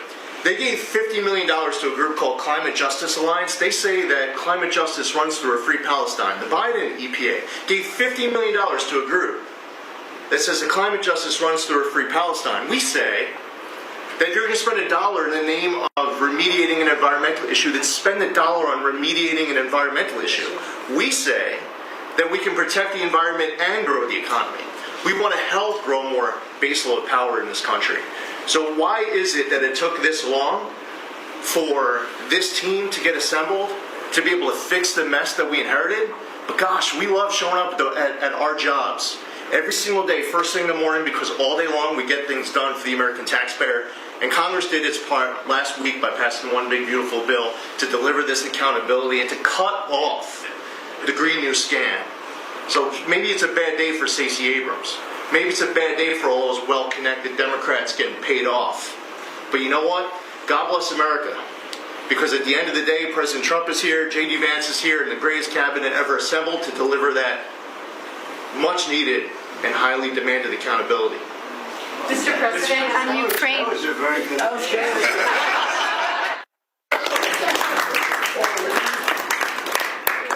And that's from the heart. That's from the heart. On Ukraine, the Ukrainians have asked the International Court to go after Russia for using toxic chemicals in the fight. Germany and Germany and the Netherlands have intelligence saying that. What does U.S. intelligence believe, and what do you believe about the use of chemical weapons? And would you agree that that's a case for the court in the Hague? Well, ask John maybe to discuss it if you'd like, John. Well, Mr. President, obviously chemical weapons, if it's documented in its use, it's illegal. It's against all international laws of armed conflict and treaties. And Obviously, I can't share in this room with this audience the intelligence that I can share with you privately, but obviously you're not going to stand or allow for any violations of international law by anyone. That's right. Thank you. Could I ask Sean to Department of Transportation, Sean Duffy, former great congressman, very popular, decided to go out and make a couple of bucks. He made a lot. And he got bored with that, though. He likes serving people better, the people. And could I ask you to just discuss a very important subject to me, and that's the modernization of our equipment at airports so that planes aren't crashing into each other and bad things don't happen. It should have been done many years ago. We were going to do it, and then the election precluded that, unfortunately. But we're doing it now. Could you tell them where we are? Yeah, if I can start with Newark. You guys all covered what happened in Newark. We had outages for a couple of 30-second outages a couple months ago. We have, in 2 months, Mr. President, it's historic speed, laid new fiber lines for communication and tested those in the next month. So those new lines for the Philly Tracon that controls the Newark airspace, they're up and running. Lightning fast speed. June was the most on-time June ever in the history of Newark for air travel. So that's going incredibly well. By the way, we shouldn't have dealt with this because Joe Biden and Pete Buttigieg had moved the center from New York to Philadelphia. They didn't test the lines. They didn't do the work, which is what brought us all these problems. But in the big, beautiful bill, we got $12.5 billion. This is a historic investment in air traffic control. And so what the money is going to allow us to do is move from copper to fiber all over the country. So new copper lines. We think we can do that in a year and a half to 2 years. We have radar that dates back to the 1950s, some of it from the 60s and 70s. We get brand new radar across the country as well. We have some infrastructure money to build TRACONs and centers, the en route centers that control the traffic across the country. So this is a massive new start to rebuild air traffic control. And again, this is dilapidated. Americans think that their government takes care of them and makes the investments that are necessary to make the country work. And for 30, 40 years, the investments were made. And so under your leadership and direction, we are making those investments. And per your direction, right now we are interviewing what we could call a general contractor or an integrator. One company to manage. It's a massive project. The FAA is not qualified to manage this kind of a project. So we are now going through the process of finding who that one company will be to manage the whole project. We'll interview those companies together and make that selection. So we'll write one big, beautiful check to one beautiful company that'll be responsible for this whole build. But if I just make one last point, this is not enough money. We're going to need more. But this is a massive new start. Our biggest investment. We'll need some more money on top of it, but a great start from the big, beautiful. It's a starter. It was very important to us. And just to cover that, there have been accidents, and my pilots, I would often hear them say, "Oh, good," and they would use a different system, a different country to land in New York. They'd use the radar and other things from a different country. I said, "What's that?" He says, "Oh, our system is so bad." And I knew that. We were all set to start. And Buttigieg came in, and what they did was so crazy because they hooked it copper into fiber, into steel, they had all different systems. They had hundreds and hundreds of contractors, different contractors for different airports. They spent billions of dollars, and they made the system worse because you can't hook copper into fiber. That doesn't work that way. You just can't do it. It's not doable, but they tried to do it. Didn't work out too well. And in the end, it was just a complete disaster. We want to have one great company. Now, Raytheon's going to bid. IBM's going to bid. We have 5 or 6 bidders that really are good and do this stuff. And we want one, because I know about overruns. I look at the railroad out in California, headed up by one of the worst governors in our country, who I used to get along with, actually, but he's just... when you lose 25,000 houses and you would have had your cities burned down. If we didn't step in, Los Angeles would have been burned to the ground. But you look at that, and I said, I really know how to build. And you got to have one guy, one contractor, one great one, whether it's IBM or Raytheon is good. But you have 4 or 5 that are really, really great, and they're all bidding against each other. but you don't want to have one doing the wire and one doing the digging and one doing the demolition and then they're all saying they all blame each other because they're saying they were late and therefore you have to pay me millions of dollars more money. I know the system so well, and we're going to have a great company do the whole thing. We're going to get a fantastic price. Maybe we'll get them. They're very big and very strong, and maybe we'll get them to make a contribution toward getting it done at the right price. But we're going to have a great system. When we finish, we will have the best system on earth, done by one of the 2 or 3 best companies. There are only a few companies can do this. This is not. But if you would have seen what this other group did, they were going crazy. They had, I heard 3,000 contractors. And then when it all came together, guess what? It didn't work. It's a disaster. So we're going to have in a pretty short period of time, so it'll take us about 2 years to build it. And we'll have a contract given out probably over the next couple of months. We have some great bidders, some great companies that want to do the job. You're going to have great air traffic control. Just to make one last point on this. So the last administration signed a contract with an American company to fix the copper to fiber, and that contract was a 15-year contract. The system is failing today, but that's how idiotic and incompetent the last administration was. And under your leadership, we're saying, listen, we don't have time. We don't have 15 years. We don't have 5 years. We have to do it right now. And so the president always talks about on time and on budget. We have embraced that. We are going to be on time and on budget. And by the way, you mentioned a train out in California. Stay tuned for probably give us 5 days and you'll have an answer on what's going to happen with the $4 billion that we potentially have invested on a train that's going to go nowhere. It's going to be $120 billion that'll never connect San Francisco to LA. Again, the last administration wasted so much money on projects that never work. If you're going to have high-speed rail, you're going to invest billions, we should actually have high-speed rail in America, not boondoggles that fund political friends and allies. And they had from San Francisco, inside of San Francisco to Los Angeles. Should have never been built because airplanes do it better. And you could drive it. You could drive it. No problem with driving it. The roads aren't even crowded. So they were going to do this. Somebody's idea. Somebody got paid off a lot of money and they started it. It was going to cost a very small amount of money. And it ended up costing literally hundreds of times what the original. And now what they did is they said, well, going into the city is too big a deal. So we'll leave it 25 miles short of the city. So now they're leaving it.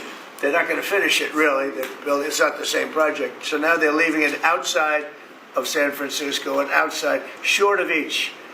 They just want to get it done. And I've never seen cost overruns. You know, if you have a cost overrun of 10%, you should be ashamed of yourself. 20%, you should not do any more jobs. This is a cost overrun of 2,000%, something like that. It's unlimited, and it's not finished. And maybe it will never get finished. And I told Sean, look at it from every standard, but we don't want to, we have federal money going into that, and it's like throwing it out the window. So whatever you can do to stop it. $15 billion and not one track has been laid. $15 billion and we're 16 years into the project, not one track. Mr. President, on New York, you're the most prominent Republican in the country from the city. What do you want to... Anywhere else? I don't want to be a wise guy. Perhaps I could. Maybe Marco. But how do you want Republican voters in the city to vote in the upcoming mayoral election? Should they vote for Eric Adams? Should they vote for Sliwa? Should they pick someone else? Look, number one, you have a communist running, and you shouldn't vote for him. He's a disaster. He's leading. He's got the Democrat nomination because that shows you where the Democrats have gone. He actually wants to take over the grocery stores of John Catsimatidis, who's a great guy, a rich guy, grocer, does a good job, wants to take over. He actually called me the other day. He's concerned his stores are going to be taken from him, and they won't be run like John runs them. Believe me, he runs a good operation. But he actually said he wants to run his own grocery stores. No, this is a man who's not very capable, in my opinion, other than he's got a good line of bullshit, and he's convinced them to go with him. Now, as you know, Cuomo, who does have capability, is running, but he got knocked out. And now they're running as, you have Eric Adams, the current mayor, you have Cuomo, and you have Curtis Lewa.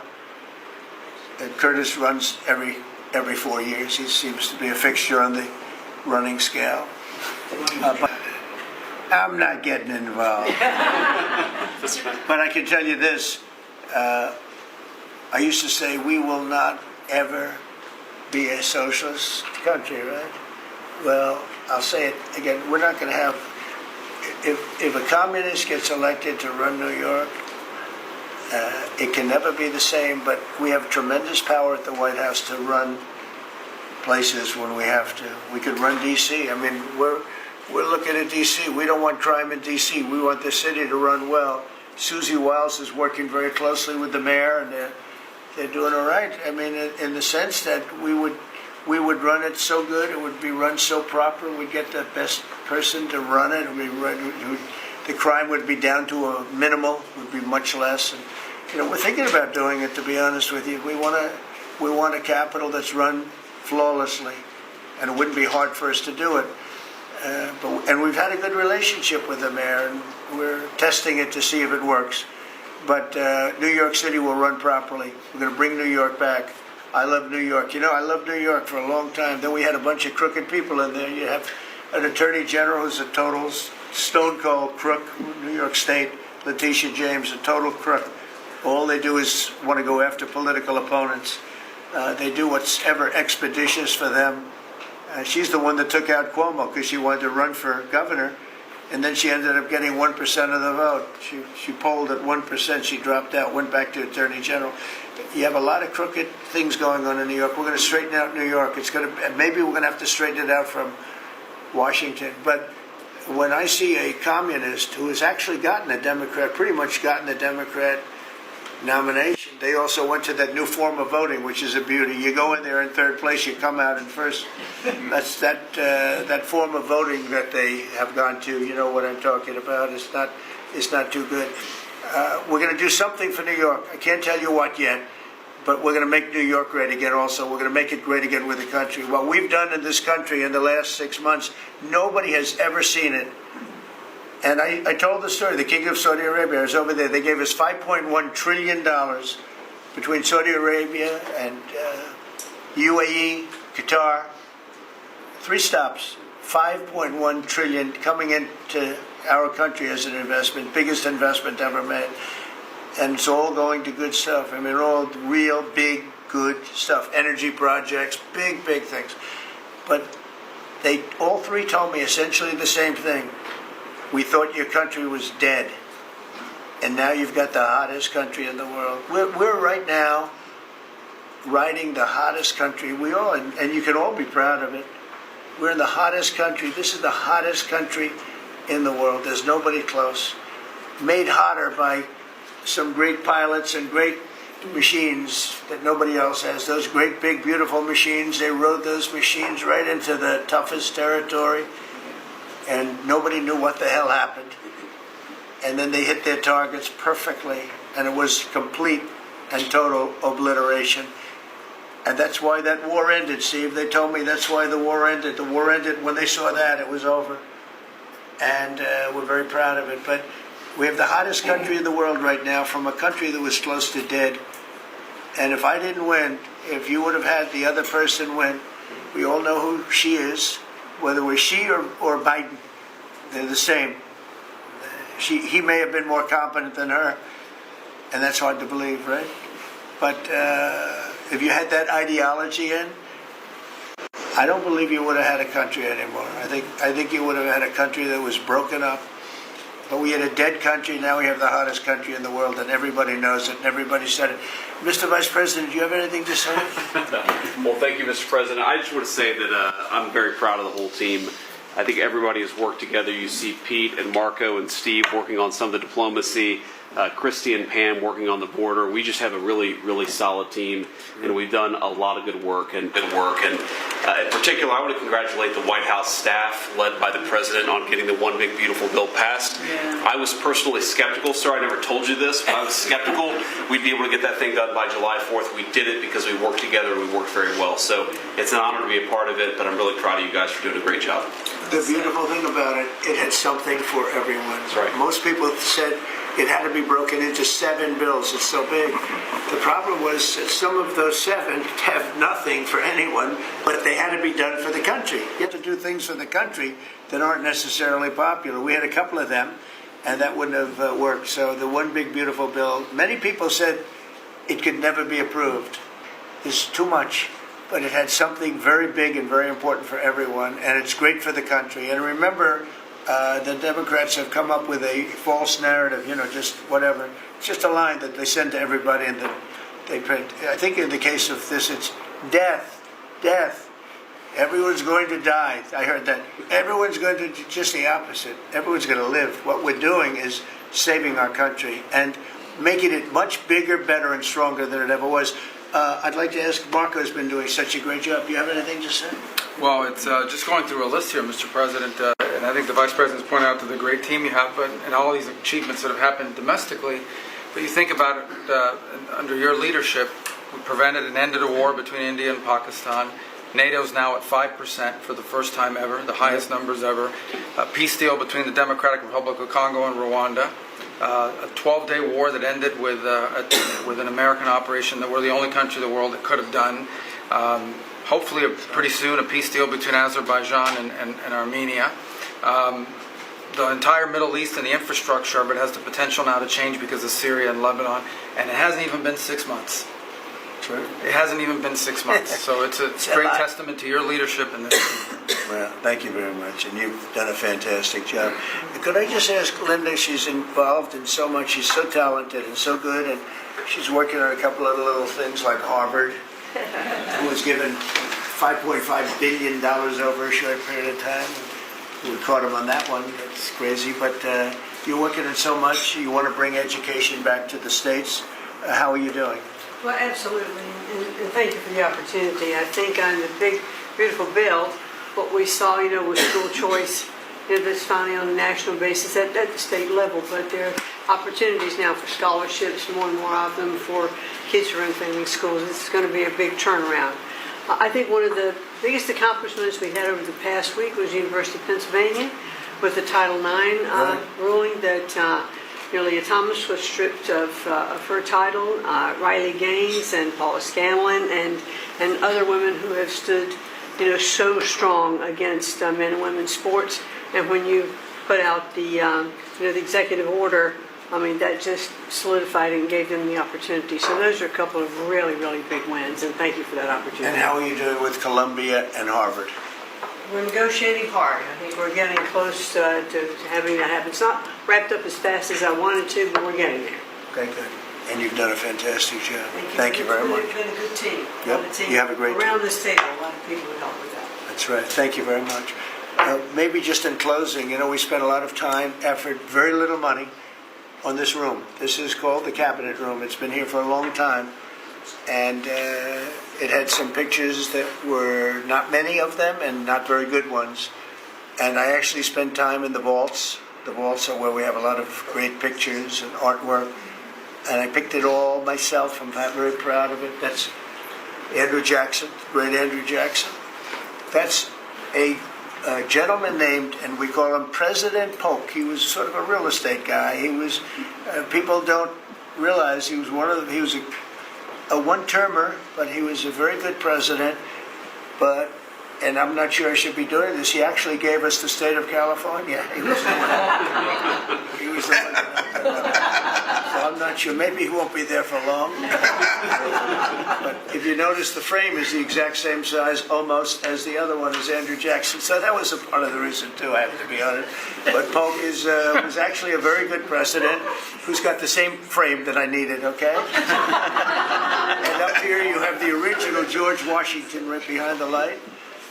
And then you have Dwight Eisenhower, who was a very underrated president. He built the interstate system, and he was the toughest president, I guess, until we came along, but I don't mind giving up that crown because I don't want to be too tough on it, but we want to be humane. But he was the toughest president on immigration. He was very strong at the borders, very, very strong. And sometimes you can be too strong. He was strong at the borders, and during a certain period of time, they were so strong that almost every farmer in California went bankrupt. We have to remember that. We have to work together. We have to remember that. But he was a very good president and a very good general and a very good president. And I thought he deserved a position somewhere on this floor. And then you have, this is very exciting to me, he was not a Republican, to put it mildly, but he was, he was a four-termer. He was Franklin Delano Roosevelt. And if you notice, there were a lot of ramps outside. We have ramp. People say it's an unusual place for a ramp. It was because of him. He was wheelchair bound, but he was an amazing man. It's an amazing portrait, and we used to have him in the room, a different portrait, and it was a terrible portrait. It was almost like it was done by a child. And I used to say, I can't believe that he would have approved of that portrait of himself. And I was in the vaults and looking at things. I said, what's that? And we have some great curators here. We have 6 curators at the White House. They have 2 for paintings, they have them for furniture, they have them for different things. I guess cost is no object. Okay, cost is, maybe I'd have 1, but that's all right. But we have 6, and they're very talented, though. And he said, that's a picture of FDR. I said, really? Let me see it. They took off the wrappings, very well preserved. And I said, that's the picture they've been looking for years. That was the picture of Franklin Delano Roosevelt. And I said, oh, wow.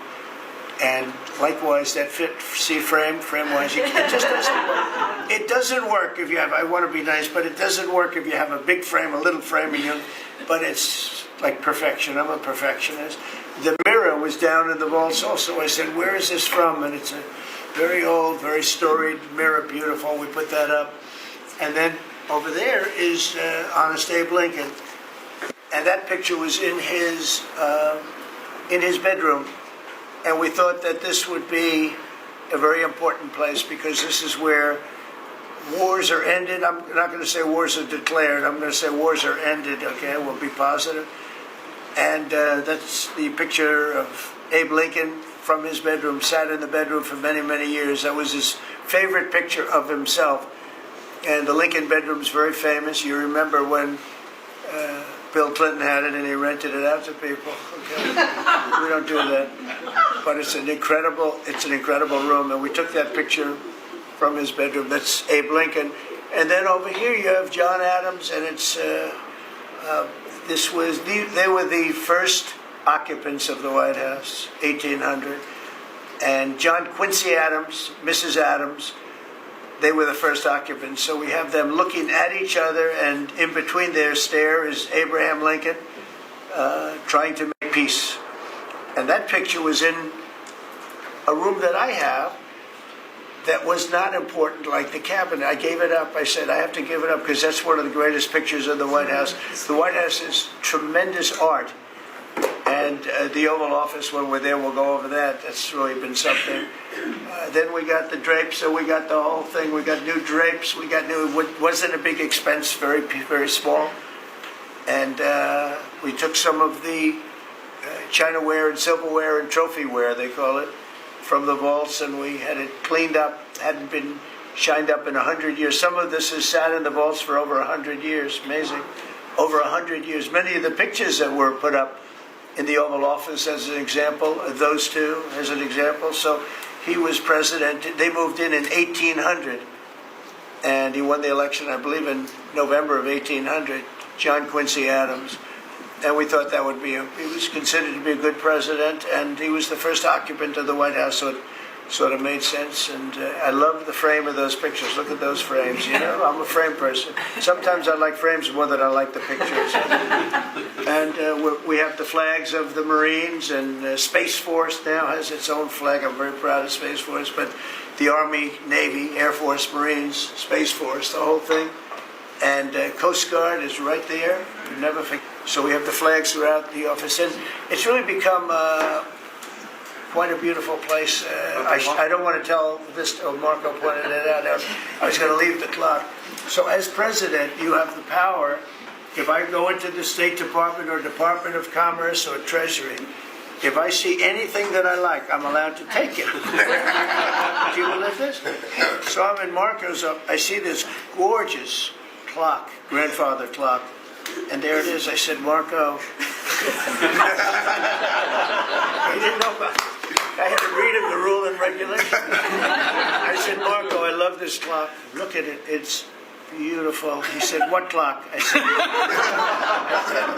the clock that's in the other room is incredible, and nobody gets to see it there.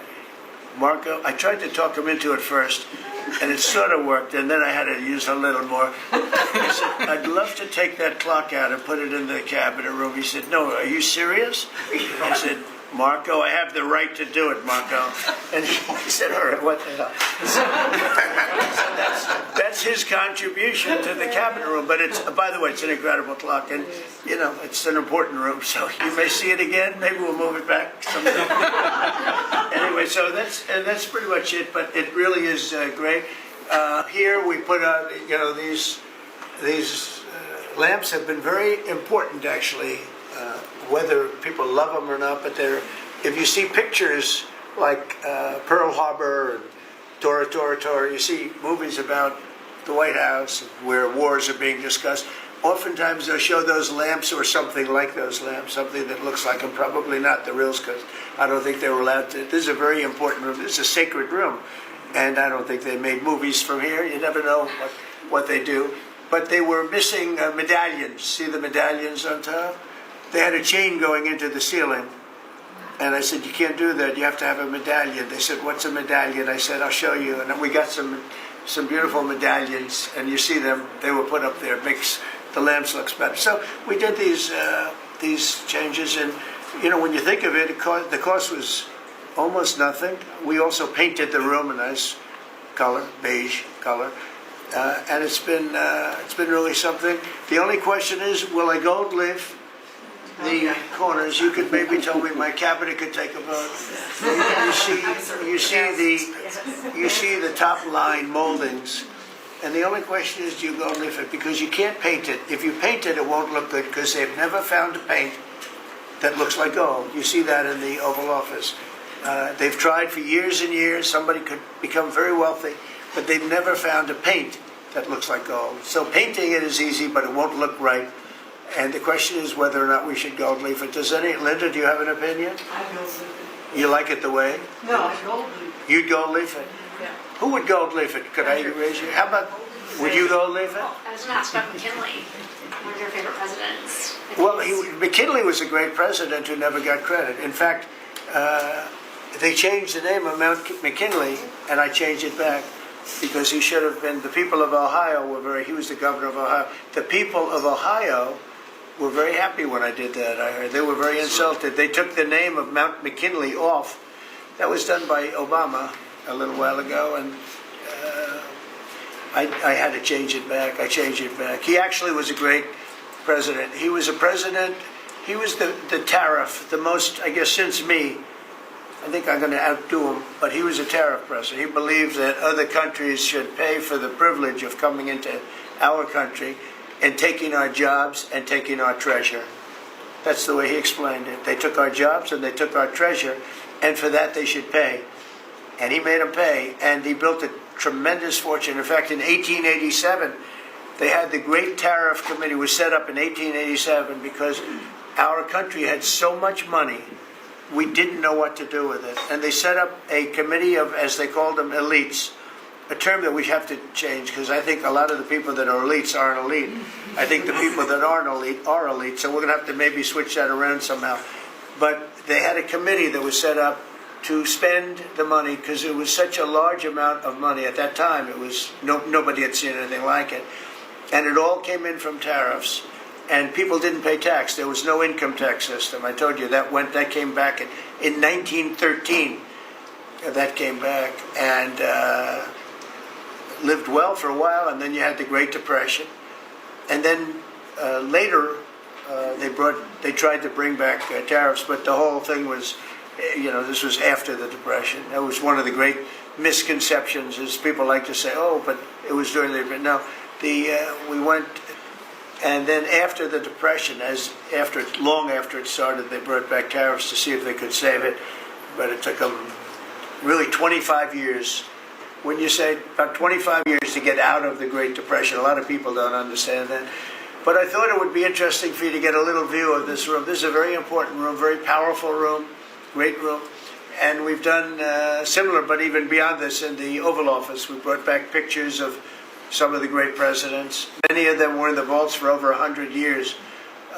Originals all, beautiful, beautiful things. And rather than sitting in a vault downstairs for 128 years, I thought we should display that, and we did that, I think, in a really good way. We've gotten very high marks.